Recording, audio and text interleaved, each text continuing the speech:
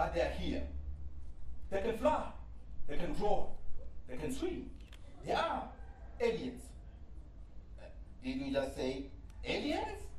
Well, if I were to ask a question to my younger brother, whether aliens exist or not, definitely he'll draw something like this and refer to this as an alien. Or if I were to ask amongst the audience, few or none will ever point to this as an alien, of which in fact it is. Now, since the dawn of history, mankind has always moved from point A to point B, one country to the next. As they move, they carried along with them plants and animals for food, for medicine, for variety of reasons.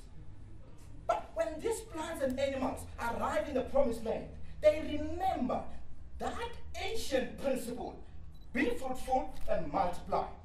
When they get there, they start to be fruitful, they multiply, and they overcome native organisms. Let's take, for instance, a particular plant called the honey myrtle.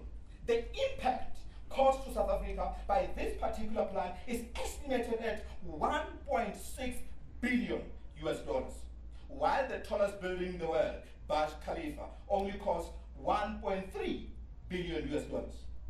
Now, what shall we do? Should we stop importing alien products or alien plants and animals? If we say so, in defense of the environment, the World Trade comes and says, you cannot put trade barriers. You can't put laws which create barriers of trade. Therefore, how do we balance the two? How do we balance the two? Now, that needs a risk assessment. And by the process of risk assessment, we ask 4 critical questions. What are the chances that it can get here? What are the chances that somebody can buy it abroad as a souvenir? What are the chances that it can get here? If ever it gets here, will it survive? If it will survive, will there be food? Will it be able to get all the environmental conditions it needs? If the answer is yes, will it be able to establish, grow in numbers, reproduce? If ever it does, what are the risks that are posed to our country by this particular plant? The risk to the economy, the risk to the environment, the risk to the social well-being, and so on. And as a risk assessment, we take all these factors together and we make a recommendation and say, you can only bring this plant in Limpopo, not in Gauteng. You can only bring this particular animal in the Western Cape, not for any other thing, but for food.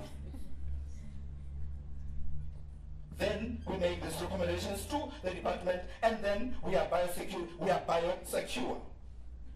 The next time when you eat, remember to count how many aliens exist. Not in the movie, but on your dinner plate. Thank you.